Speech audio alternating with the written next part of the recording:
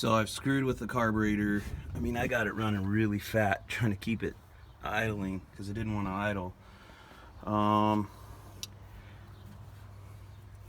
Fuel line was kind of under the cap. Maybe it was pushing on the cap. The distributor was loose. I can't really time it right now. I think the carburetor is why it's surging and stuff. I need to get that squared away, and then I can time it where it's supposed to be timed. And then we'll see how it runs, I guess. Hopefully it just purrs like a kitten. It's really what I want because I don't have time for this car. And if we can get it to just purr, then get exhaust done on it and start rolling this thing, man.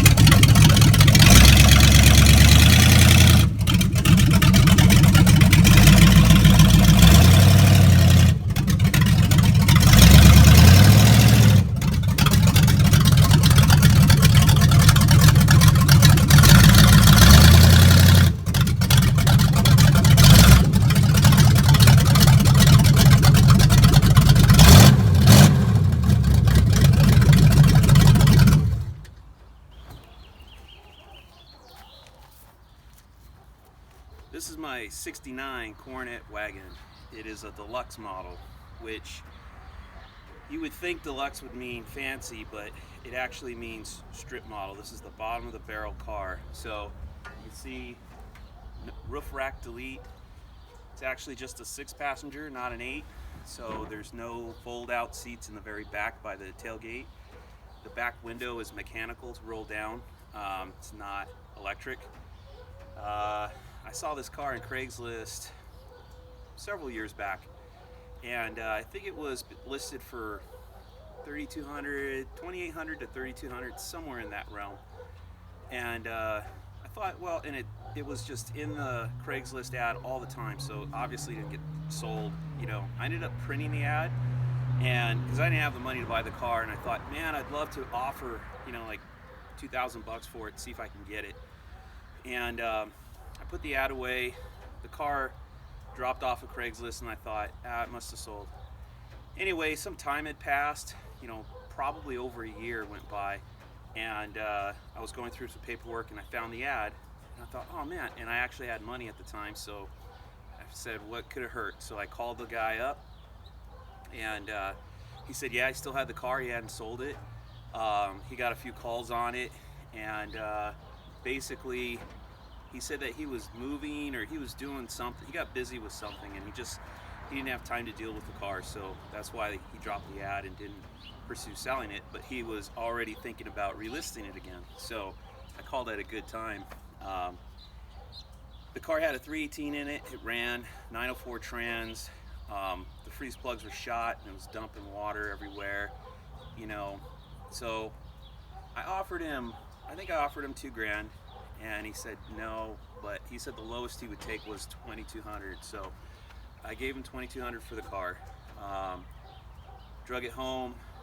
I pulled the engine, because on small blocks they have freeze plugs in the back of the block between the trans and the block. So the motor had to come out anyway, or the trans had to come out. So I figured, you know what, screw that. I just pulled it out, decided I'll put a big block back in it. So when I sold my blue 69 Roadrunner, I wish I never sold it, but the thing about that car is it was like mechanically sound. I had that car running tight. It always ran good. It was super reliable. It was fast for the street. And I kept the drivetrain out of it. My buddy knows a guy that has a bunch of Roadrunners, and he wanted another one, I guess. So I ended up selling the car through him to that guy, and I kept the drivetrain.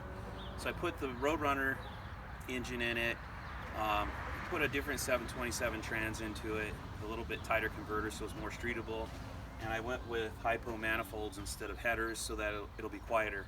Right now there's no exhaust in the car, so that's why it's loud. But anyways, I pulled it had a Coronet 500 grill in it. I pulled that out. I had some grills. I just painted this one because I put it in and I was like, man, why does it look weird? It doesn't look as cool as a Coronet should. And come to find out, like, Super Bs have a special paint scheme on the grill. So I painted it like a Super B. I think on the regular Coronet these are not blacked out.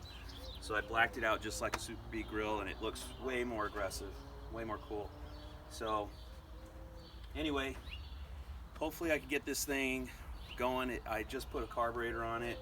Seems to be running pretty good. I've got some exhaust I'm going to try to put on the car, and then I can roll it. And hopefully you'll see some more videos of this thing pretty soon.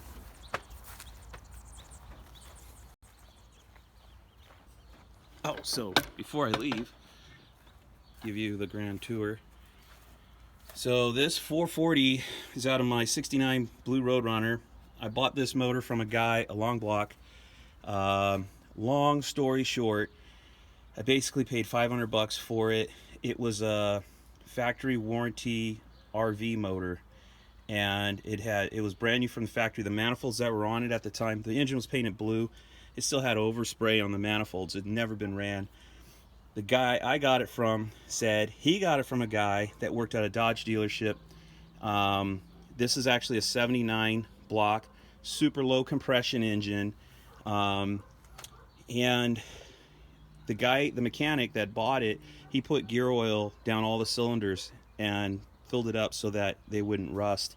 So when I got the motor, I turned it upside down on an engine stand, and all the gear oil came running out after I pulled the plugs. And yeah, it smoked like a train when I first started it up, but ran good. Everything was cool, man. It's a cast crank motor. I ended up putting an Edelbrock RPM air gap, or not air gap, RPM intake manifold on it, which is a dual plane, but it's super tall. So I had to change it for this car because the hood didn't have clearance. My Roadrunner had a fiberglass 6-pack hood on it, and you know, kind of give it a more stock look, just stock valve covers, like I said, stock hypo manifolds on it. Yeah, but that motor runs great. So put disc brakes on the front of it. I loaded all of this from the bottom of the car. It's just easier when you're going to do the brakes anyways, and the suspension. So all that's kind of squared away. It's a Alpine white car, the blue interior. Gotta love all those cobwebs, huh? Somebody painted it yellow at some point, but it is a factory white car. The back seat folds down so it's like a truck bed back here. And see, no electric. Until you roll down the back window, all your stuff, you're gonna have to pull all that headliner stuff down.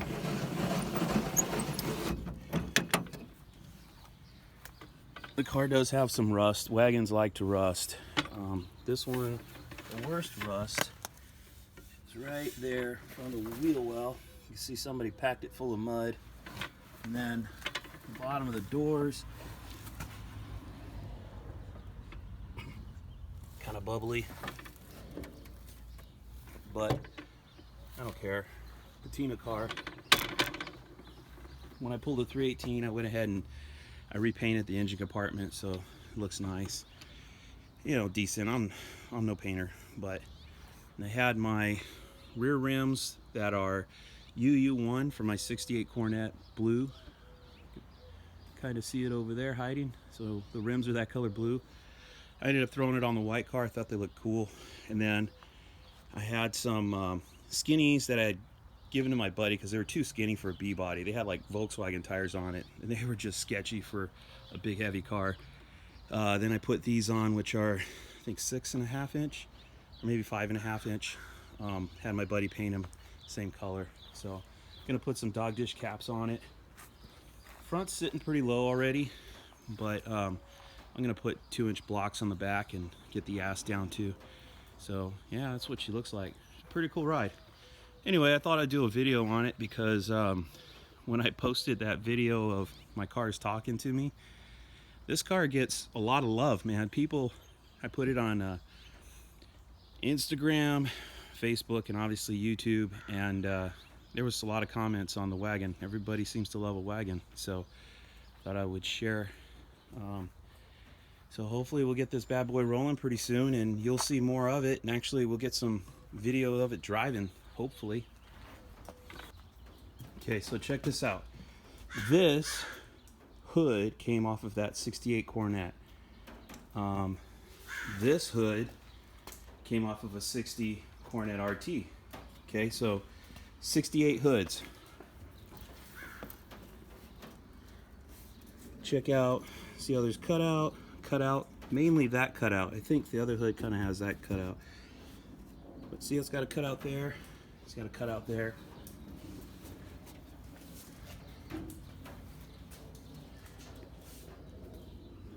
Cutout. Cutout. Okay. Which is pretty normal. I think most hoods are like that. Let's look at this Charger. That's a 68 hood on this Charger. Maybe a 69, I guess, but you can see it's got those cutouts as well. So this is what's weird about this wagon. This is a 69, so this is after the fact. It doesn't have cutouts here or here. I don't know if this is a 69 thing. Like the 68 hoods don't have this. So yeah, it's kind of a mystery. I have no idea why the hood is like that. I would think it's stronger, but you know, what kind of a difference is that gonna make? I don't see it being a big difference. So did somebody just screw up on the assembly line and didn't cut those pieces out, or what? So I don't know. It was like an oddity on this car. Maybe it's normal for 69s. I had another 69 hood though, and yeah, it had the cutouts as well. So I don't know what's up.